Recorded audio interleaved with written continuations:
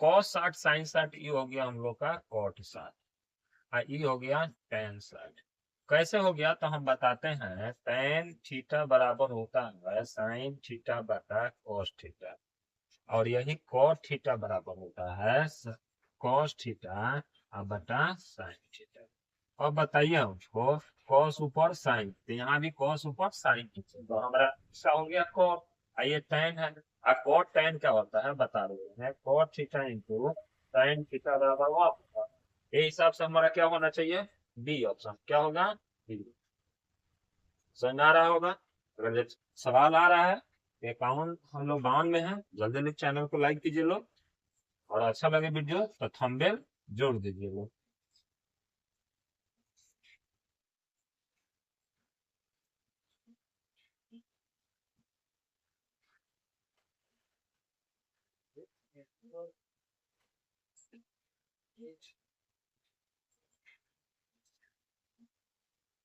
चलिए दोस्तों, अब शुरू करते हैं 53 क्वेश्चन।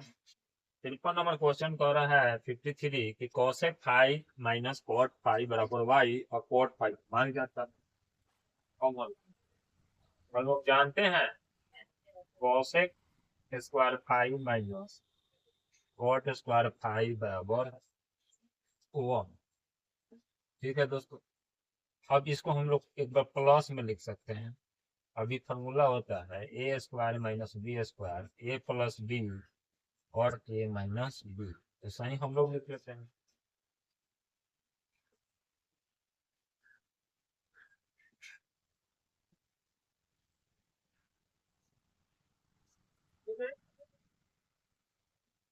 वन, अब ज्यादा उधर हो गया तो वन बराबर वन कर लेते। अब हमारे यहाँ माइनस का मान वाई है तो इसका मान वाई भरेंगे। वही हमारा हो गया कोसे five plus cot five.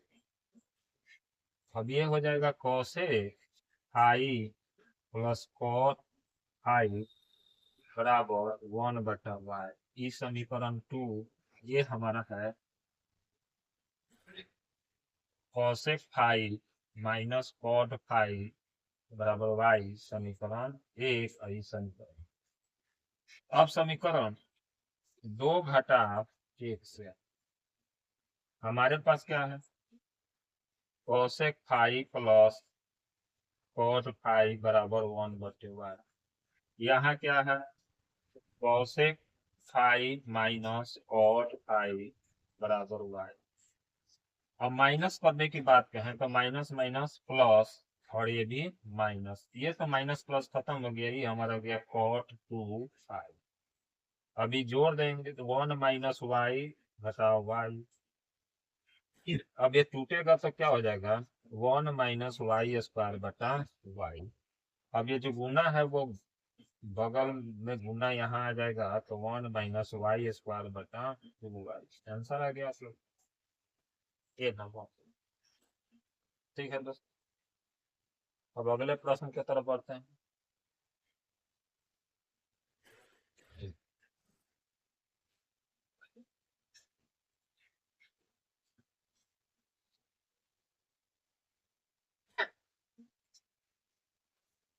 Next प्रश्न कह रहा है कोसेक 30 का मान आपको से पूछ रहा है। कोसेक 30 का मान पूछ रहा है तो हमेशा याद रखिएगा कोसेक साइन का उल्टा, यानी साइन 30 डिग्री जो होगा वह होगा कोसेक 30 डिग्री के विपरीत, यानी वन बटा साइन 30 डिग्री के बराबर होगा। तो अब साइन 30 हम लोग क्या लिखते हैं, वन बटा साइन 30 लिखा जाता है एक बटा।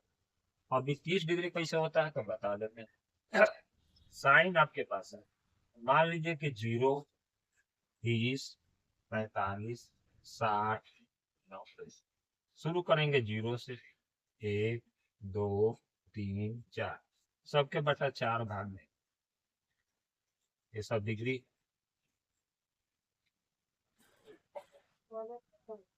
सबका रूट, ये तो 0 हो गया तो 0 का 0, ये 1/2 हो गया, ये ऊपर तो कट गया, दो दूनी चार, यानी 1/2 हो गया। ये ऊपर रूट 3, 4 का निकल गया 2 और ये 4 से खत्म यानी 1 हो गया। इसी का उल्टा अगर जो कर देंगे तो कॉसेक हो जाएगा, कॉस हो जाएगा, कॉस हो जाएगा 1√3/2, 1/√2, 1/2 और 0 कॉस। लेकिन साइन जो होता है कॉसेक के विपरीत, यानी व्युत्पन्न कर दीजिए, उल्टा कर दीजिए। हमारा 30 पूछ रहा है, 30 का 1/2 तो ये चल जाएगा खाली 2। अब ये 2 किसके बराबर होता है? कॉसेक 30 जो होता है सेक 60 के बराबर होता है, तो बी नंबर ऑप्शन।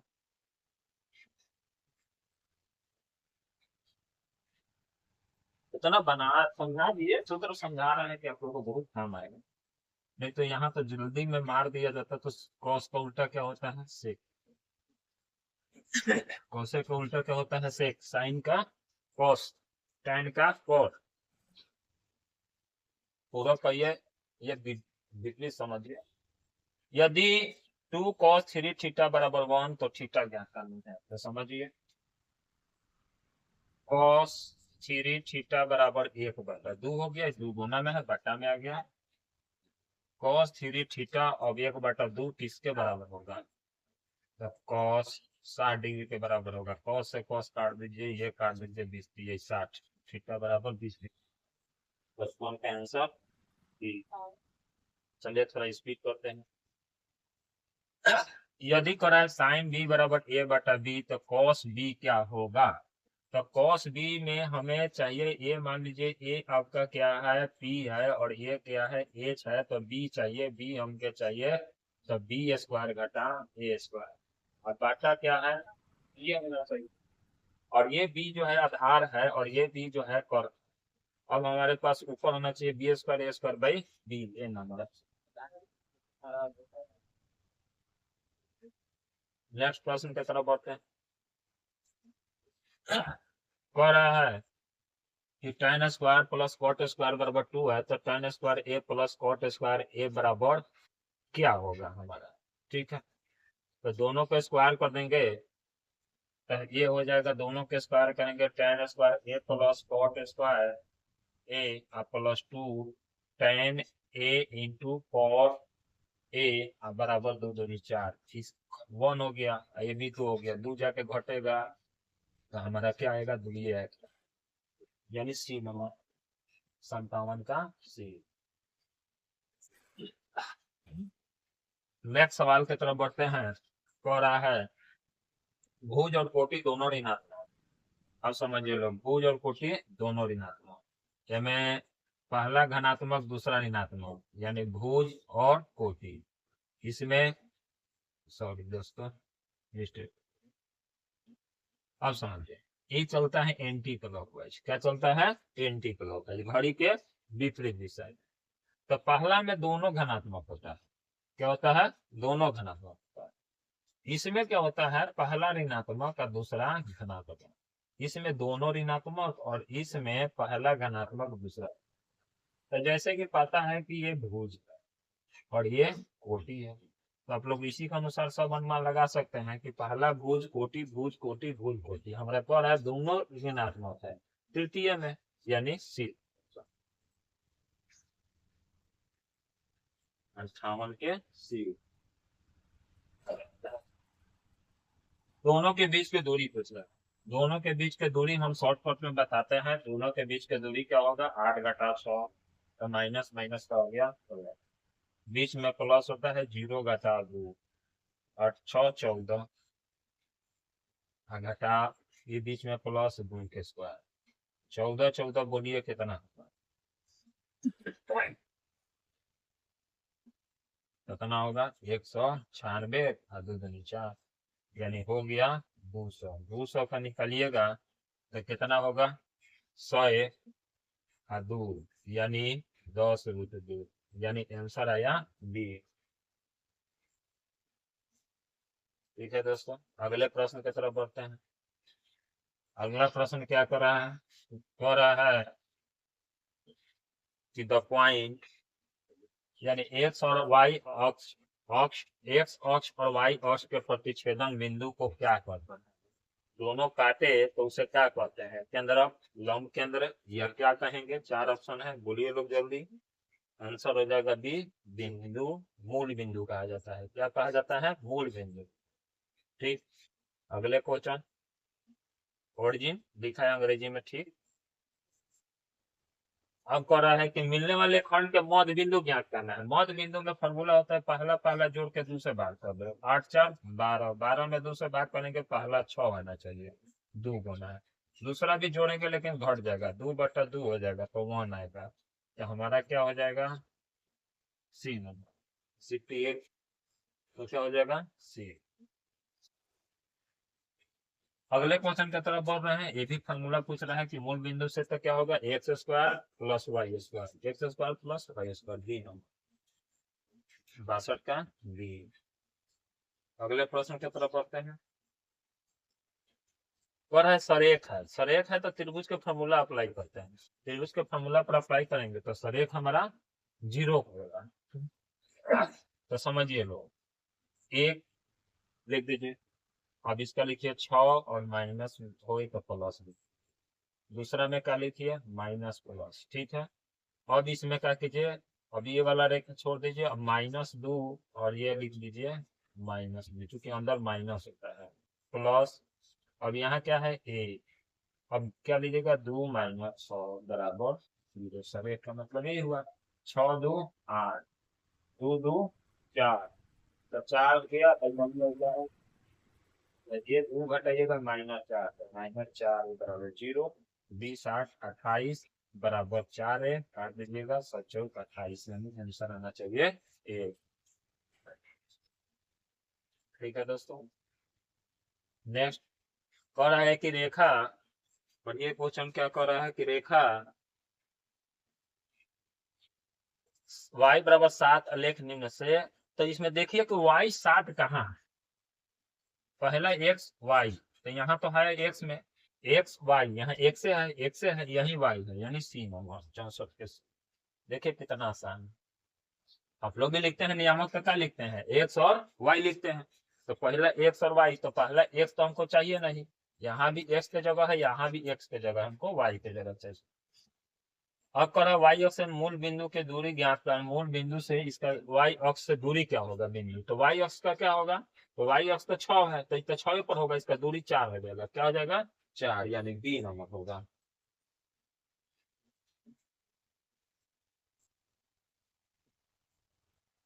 छह नंबर,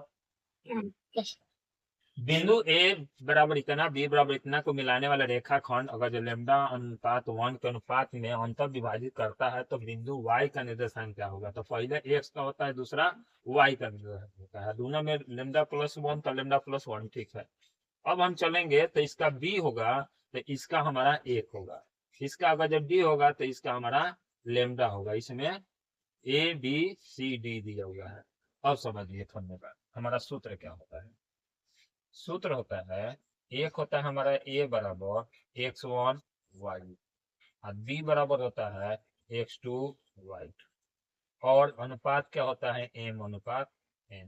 ठीक है दोस्तों, अब हम चलेंगे तो इसमें हमारा तो y वाला चाहिए, x वाला तो चाहिए नहीं, ठीक। तो अब क्या करते हैं कि पहला अनुपात दूसरा के अनुसार गुना करते हैं, y2 m प्लस y1 अब n बटा n प्लस n।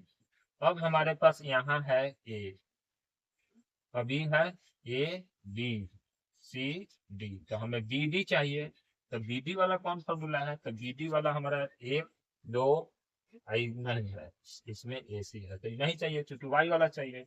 तो सबसे पहले हम क्या करेंगे, वाई टी के जगह डी है तो यहाँ डी हो जाएगा, ये हो जाएगा हमारा क्या चीज 1।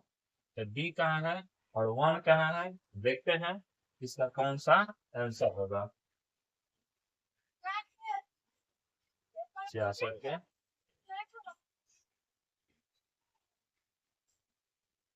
ठीक है, डी जो हो जाएगा लेमडा के साथ गुना हो जाएगा।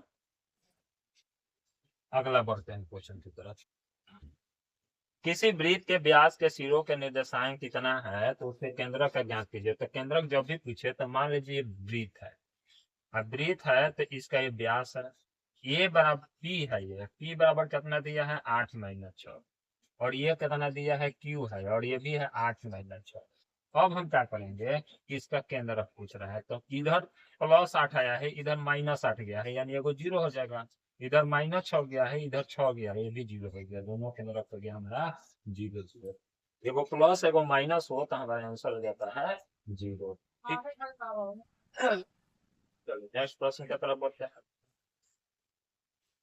अगला प्रश्न कह रहा है कि एक त्रिभुज का केंद्रक 4 0 है और उसके दो शीर्ष इतना है, तो तीसरे शीर्ष का ज्ञात कीजिए।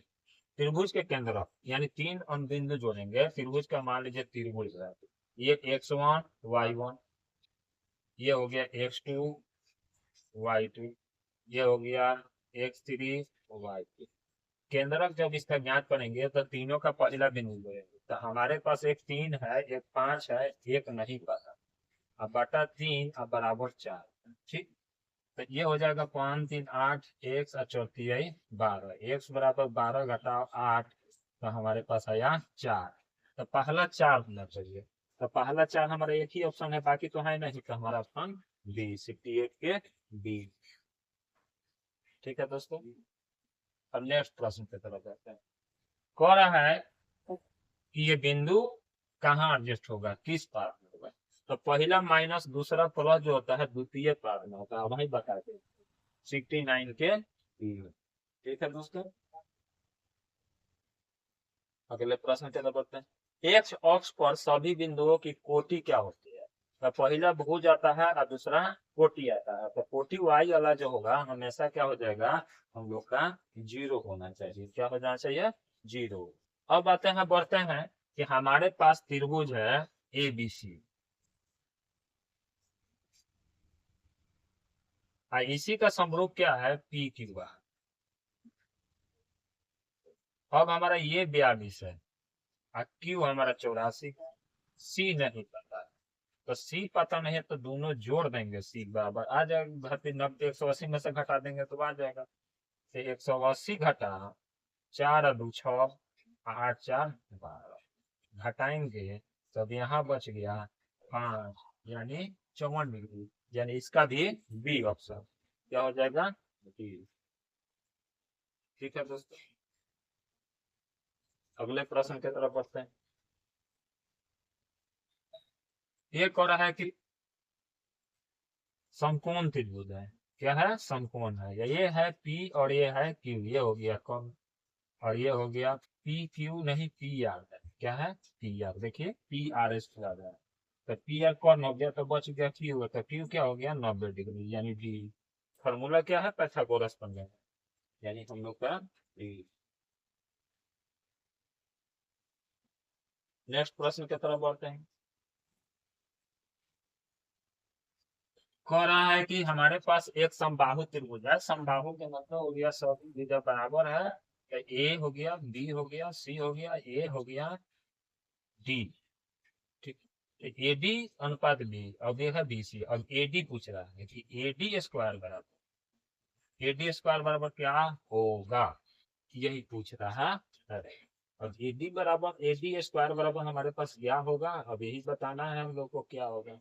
तो अब बता सकते हैं कि एडी स्क्वायर बराबर क्या होता है, ए बी घटाओ बी डी, ए बी घटाओ बी डी। अब इधर भी घटाएंगे और इधर भी बनाएंगे, तो दोनों तरफ जब बताएंगे तब हमारा क्या हो जाएगा, 73 का B number 3 C D square, 3 C D square. ठीक है दोस्तों, अगले प्रश्न की तरफ बढ़ते हैं। अब समझिएगा, त्रिभुज ए बी सी बिंदु डी ई पर क्रमशः भुजाओं में ए बी ए सी पर इस प्रकार है कि मान लीजिए हमारे पास त्रिभुज है ए बी सी और बीच में है आपका डी, और अब कह रहा है कि ए डी 4 है और बी डी 5 है और ए सी आपका 18 है। ठीक, अब समझिए 18 है हमारा, तो अब कह रहा है कि ये 5 4 9 है, दोनों जोड़ देंगे तो कितना हो जाएगा 9, ये 9 का दुगुना 18, तो ये बोलिए ये जब ये दुगुना है तो ये भी 4 दूनी 8 और ये 5 दूनी 10 हो जाएगा। तो अब बताइए कि एक 8 होगा एक 10 होगा, पूछ क्या रहा है ए ई बराबर हम क्या होना चाहिए 8 समथिंग, 74 क्या, समबाहु समकोण त्रिभुज के प्रत्येक निरूपण का माप बराबर होगा, क्योंकि समबाहु है, दोनों भुजा बराबर है। अगले प्रश्न की तरफ बढ़ते हैं। कह रहा है कि दो समरूप त्रिभुज के संगत ऊंचाई 7 और 10 है, तो क्षेत्रफल का क्या होगा? तो 7 और 10 है तो 7 से 49, 10 यहाँ का 100, तो 49 10 क्या है? ये नंबर है।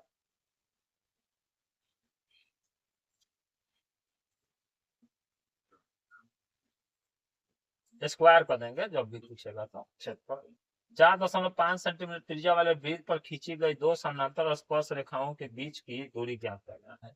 मान लीजिए ये हमारा क्या है 4.5, इधर भी 4 है, इधर भी 4.5। अब कह रहा है कि इस त्रिभुज वाले वृत्त पर खींची गई दो समानांतर स्पर्श रेखाएं हैं, समानांतर की बात कर, यानी इधर से ये भी निकल गया, इधर से ये भी निकल गया, ये हो गया 9, ये हो गया 4.5। ठीक, ए बी पी क्यू और आर एस पर टच कर रहा है, समानांतर है, तो बीच की दूरी क्या होगा? तो दोनों जोड़ दीजिए, 4 4.5 4.5 कितना हो जाएगा? 9 के बराबर हो जाएगा, सी नंबर। किसी बाहरी बिंदु से वृत्त पर कितनी स्पर्श रेखा खींची जा सकती है? किसी बाहरी बिंदु से एक वृत्त पर दो ही स्पर्श रेखा खींचा, माने खींचा जा सकता है, समझे? यानी एक बाहरी बिंदु है, एक पर को खींचेगा, वह नहीं खींचेगा, वह नहीं खींचेगा, दूसरा तो खींच नहीं सकते हैं। अगला बढ़ते हैं। यदि जीरो केंद्र यानी ओ केंद्र वाले वृत्त पर पी और पीबी दो स्पर्श रेखाएं इस प्रकार हो, ये मान लीजिए हमारे पास वृत्त, अब वृत्त पर ये ओ और पी ए और पीबी, ये पी ए और पीबी दो स्पर्श रेखा। अब हमें कह रहा है कि ये आपका 50 है, तो हमसे पूछ रहा है कि आप ए, ये बताइए ए ओ बी, तो अब जान रहे हैं कि आमने सामने के भुजा का योगफल कितना के बराबर होता है? 180। चूंकि ये पूरा चतुर्भुज हो गया तो चारों कोण का अभी तो दोनों समान हो, ठीक, अब ये दोनों समान होगा, ई एक्स होगा तो यो एक्स होगा, यानी दोनों समान होगा तो दोनों के योगफल मान लेते हैं कि 180 हटा लेते हैं, बच गया 180। 180 में से ये अंतर पड़ेंगे तो 50 घटाएंगे, तो बताइए क्या होगा? 180 में से 50 घटाएंगे 130 आएगा। अब फॉर्मूला भी होता है, जब भी कोई भी पूछे, ये पूछे तब ये घटा दीजिए, ये पूछे तो ये घटा दीजिए, ठीक। अब ये पूछा है तो 50 घटा दिए तो ये 130 आ गया, अगर ये दिया रहता तो ये घटाते तो ये आ जाता, ठीक। अगले प्रश्न कर है, दी गई आकृति में बिंदु ओ पर वृत्त तथा ए ओ बी, और समझिए ये दोनों भुजा बराबर है, जब ये 30 होगा तो अब दोनों भुजा जो है बराबर होगा, अब दोनों द्वारा कोण भी बना होगा वो बराबर, अब कोण जो बना है वो बराबर है, तो मान लीजिए 180 में से 30 घटा देते हैं, 180 में से 30 घटा देते हैं, क्योंकि त्रिभुज के तीनों कोण का योगफल 180 होता है, घटा देते हैं 180, तो कितना बचा हमारे पास? 150। और 150 के अब दो जगह बांटना है तो 2 से भाग देंगे तो 75 75 आएगा, यानी एक कोण हमारा होगा ओ बी ए, जो होगा वह होगा 75 और सी क्या होगा? सी। 81 प्रश्न की तरफ बढ़ते हैं। कह रहा है कि 8 सेंटीमीटर त्रिज्या वाले वृत्त के केंद्र पर 17 सेंटीमीटर दूरी पर स्थित एक बिंदु वृत्त पर खींचे गए स्पर्श रेखा की लंबाई क्या होगी? जब भी स्पर्श रेखा वृत्त पर कोई रेखा खींचा जाता है तो पाइथागोरस प्रमेय होता है। अब कह रहा है कि समझिए एक वृत्त है, वृत्त की त्रिज्या है 8 सेंटीमीटर, देना हुआ 8 सेंटीमीटर, अब वृत्त के केंद्र से 17 सेंटीमीटर की दूरी पर, 17 सेंटीमीटर की दूरी पर स्पर्श रेखा की बताना है, यानी ए हो गया आपका एच, क्या हो गया? एच। ई हो गया कर्ण, आई हो गया आधार, यानी पाइथागोरस प्रमेय है। 17 है, 8 है, 15 नहीं है, आप लोग ये अनुपात जानते हैं, 17 का 8 का मतलब समझिए केंद्र से 17 सेंटीमीटर दूर एक बिंदु है, तो ये हो गया। तब हमें एच निकालना है, तो 8 15 तब होता है 17, और देख सकते हैं आप लोग क्या होगा इसका आंसर।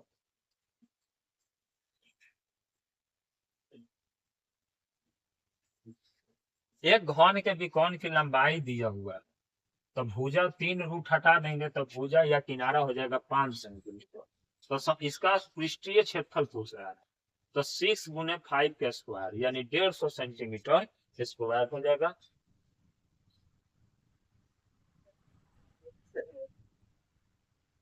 ठीक है, तो समझते हैं। भुजा बराबर होता है √3, समझिए त्रिकोण बराबर होता है ना √3 इंटू भुजा। अब हमारे पास क्या है, त्रिकोण है 5√3, ये है √3, चलिए भुजा 3 से 3 खत्म, भुजा या किनारा मिल गया हमें 5 सेंटीमीटर, 5 सेंटीमीटर। और क्षेत्रफल, संपूर्ण क्षेत्रफल बराबर 6 इंटू भुजा स्क्वायर।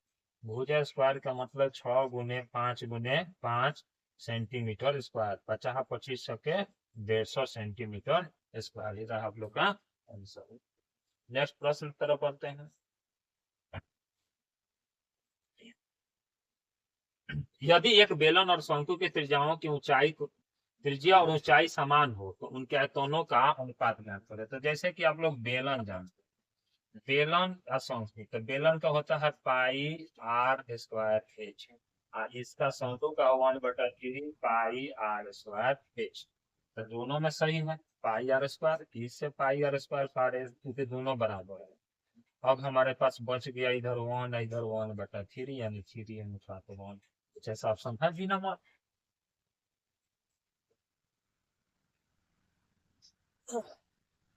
नेक्स्ट, सुराही में दो चीज होता है, समझिएगा। सुराही में तो एक आपका पूरा गोला के समान होता है, इसी में एक ऐसे होता है। ठीक, अब हमको बताइए इसमें गोला बेलन दोनों है कि नहीं। 84 है, देखिए गोला भी है और बेलन भी है। सुराही देखे आप लोग, गर्मी के दिन में पानी रखा जाता है। एक घड़ी के मिनट वाली सुई द्वारा 45, तो 1 मिनट में कितना डिग्री, 6 डिग्री, तो 45 मिनट में 45 गुने 6 गुना कर लीजिए, 6 × 30, 6 × 24, 27, 270 डिग्री। अच्छा, अच्छा हमेशा याद रखिएगा लोग, मिनट, घड़ी के मिनट और सेकंड दोनों द्वारा 1 सेकंड या 1 मिनट के डिग्री जो बनता है वो 6 डिग्री बनता है। ठीक है, नेक्स्ट, 10 सेंटीमीटर त्रिज्या वाले अर्धवृत्त की कुल परिमिति क्या होगा। अर्धवृत्त की परिमिति पूछ रहा है। अर्धवृत्त की परिमिति क्या होता है, πr+2r। अब दोनों में हमें r कॉमन है, कर लेंगे π+2, यानी अब यहाँ 10 रख देंगे और π+2 यानी π+2 10 सेंटीमीटर, यानी हमारा आंसर जो होगा 86 का वो आंसर होगा ए। अगले प्रश्न की तरफ बढ़ते हैं। चलिए नेक्स्ट सवाल की तरफ बढ़ते हैं। 87 नंबर सवाल देखते हैं। 6 सेंटीमीटर व्यास, तो व्यास दिया है तो त्रिज्या ज्ञात करेंगे, तो 6 का आधा कितना हो जाएगा, 3 यानी 3 सेंटीमीटर। आप गोले का आयतन ज्ञात करेंगे, चूंकि आयतन हवा का आयतन पूछ रहा है, तो गोले का आयतन का फॉर्मूला होता है 4/3 πr³ और 4/3 πr³ यानी 3 × 3 × 3 सेंटीमीटर क्यूब। अब हमें 3 से 3 खत्म, 3 3 के 9 का 36 पाई सेंटीमीटर क्यूब। ठीक है दोस्तों, यानी सी ऑप्शन। ठीक है,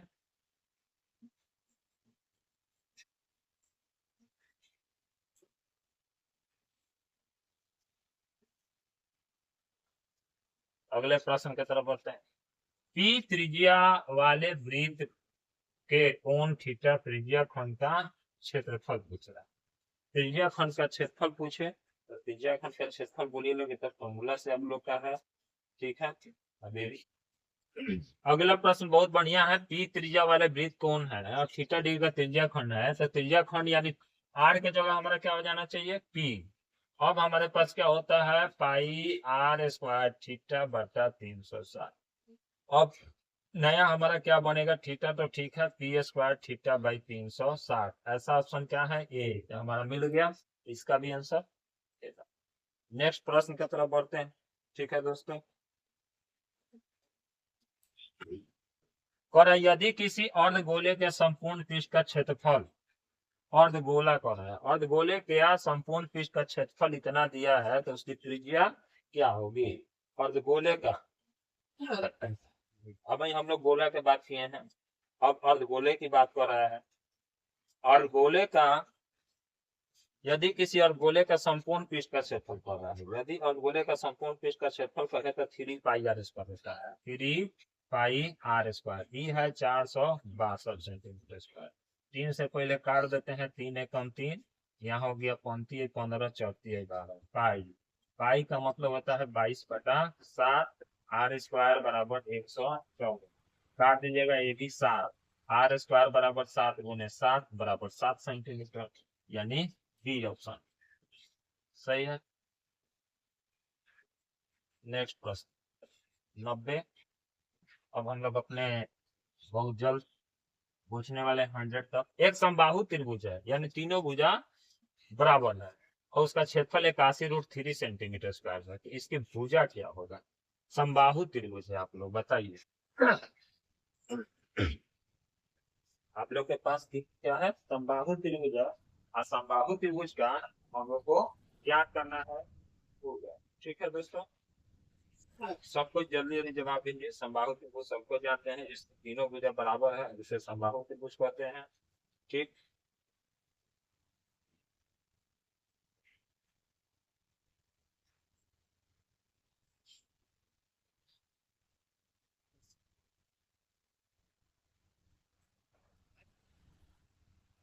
अब समबाहु त्रिभुज का क्षेत्रफल बराबर होता है, अब सूत्र बोलिए लोग, √3/4। क्या होता है, √3/4 भुजा स्क्वायर, √3/4 भुजा स्क्वायर। ठीक है, अब हमारे पास क्या है, 81√3 या √3/4 भुजा स्क्वायर। अब √3 से 3 खत्म।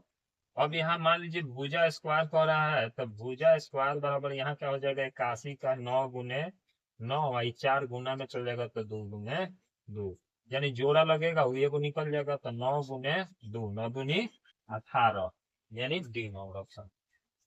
90 का क्या होगा, डी ऑप्शन। हम एक एक फॉर्मूला लिख के चल रहे हैं, इसीलिए थोड़ा डिस्कशन में टाइम लग रहा है, समझ लीजिएगा लोग। एक पासा नहीं है, एक पासा में 6 घटना होता है। एक पासा में कितने घटना होते हैं, 6। पासा की गोटी आप लोग नहीं देखे हैं, पासा की गोटी अगर जो नहीं देखे हैं तो आप लोग लीडो छक्का की गोटी देखो, उसमें 6 होता है, तो 2 को लीडो छक्का होगा तो 6 6 36 होता है।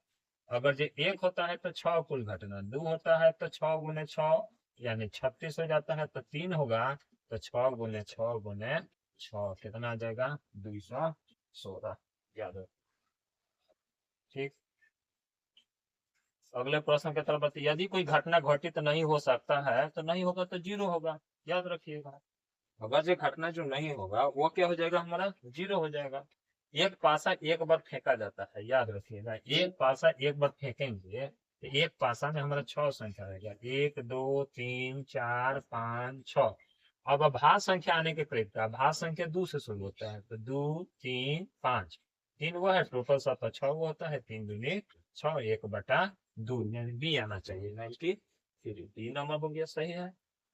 अगला क्वेश्चन कह रहा है कि ताश के गड्डी अच्छी तरीका से फेंटा जाए। ठीक है, चलिए। अच्छी प्रकार से फेंटी गई ताश की गड्डी में से एक पत्ता अतिरिक्त निकाला जाता है, तो इसके काला रंग का रानी होने की तरीका। काला रंग के रानी 2 गो होता है, ताश के पत्ते 52 गो होता है, तो काट देंगे तो 26 दूना 52, 1/26। B number option. नेक्स्ट प्रश्न, 2 सिक्कों को उछालते हैं तो शीर्ष नहीं आने की फेंकता, तो शीर्ष नहीं आएगा तो हमारे पास क्या आएगा, टेल आएगा। तो 2 को सिक्का उछालेंगे तो हेड टेल, या तो टेल टेल, या हेड टेल, या टेल हेड, या टेल। ठीक, तब देखिए 2 सिक्कों को उछालने में एक भी शीर्ष नहीं आने की फेंकता, तो अच्छा हेड हेड 2 को होगा, गलती हो गया, मिस्टेक से लिखा गया। अब कितना घटना हुआ, 4 घटना है। आज शीर्ष हमको यहाँ 1 2 3 है, बचा 1 है, तो 1 बटा कितना हो जाएगा 4, कितना हो जाएगा 1 बटा 4। क्योंकि इसमें कह रहा है कि शीर्ष नहीं आना चाहिए, तो हेड हेड हेड 3 गो शीर्ष है तो नहीं आना, को आया 1 गो, टोटल घटना 4, 1 बटा 4। अब आगे बढ़ते हैं। कह रहा है 23 20 22 37 24 23 19 22 17 23। अब हमें देख रहे हैं कि 23 की जो बहुलता है वो ज्यादा है 3 बार। इसका आंसर क्या होगा 96 का आंसर होगा ए नंबर। अगले क्वेश्चन बताइए, यदि 5 आंकड़ों के माध्य 14 है तो एक्स का मान ज्ञात कर। तो 5 आंकड़ों के माध्य 14 है तो समझ सकते हैं x प्लस 2 सब जोड़ दीजिए। सब सीरीज में है तो एक और तरीका है आसान, 5 है तो 14 पचे 70। अगर आसान बनाना है तो बीच में ये है, इसी को ले लीजिए। x प्लस 2 बराबर 14, घटा देंगे तो x बराबर 14 घटा 2 बराबर कितना आ जाएगा देख लेते हैं 12। इसको भी देखते हैं 1 2 3 4 5, इसको भी जोड़ लेते हैं 1 3 3 6 और 4 10। 5x बराबर 70 घटा 10 बराबर 60, 12 पचे 12, वो भी 12 वो भी 12, दोनों तरीके से आप लोग बना सकते हैं। आंसर होगा सी। निम्नलिखित में कौन सा केंद्रीय प्रवृत्ति की नहीं है? परिसर नहीं है, बहुलक मध्य माध्यिका, ये सब तो केंद्रीय प्रवृत्ति। देखिए सब फॉर्मूला से था। प्रथम 8 अभाज्य संख्याओं का माध्यिका पूछ रहा है, माध्यिका पूछ रहा है तो बीच वाला 2 अभाज्य संख्या लेके जोड़ के बटा 2 कर देंगे तो हमारे पास आंसर आ जाएगा। चलिए देखते हैं। प्रथम, तो प्रथम में अभाज्य संख्या 2, तब 3, तब 5, तब 7, तब हमारा हो गया 7 के बाद 11 13, 2 2 4 2 6 और जोड़ते हैं 17, बीच में नहीं ना है कोई 19, ठीक है। बीच में इधर 3 छाट दिए इधर 3 छाट दिए, जो बचा 11 7 16 बटा 2 कर देंगे कितना हो जाएगा 8। आंसर नहीं है, नहीं होगा का अभाज्य संख्या प्रथम 8 अभाज्य संख्या 2 2 4 2 6 2 8 सही है। अब देखते हैं क्या है, 2 होइबे करेगा भाज्य संख्या, 3 होइबे करेगा भाज्य संख्या। अच्छा गलती से गिराया है, यहाँ 11 7 18 होगा 9 हो जाएगा, ठीक है दोस्तों 9।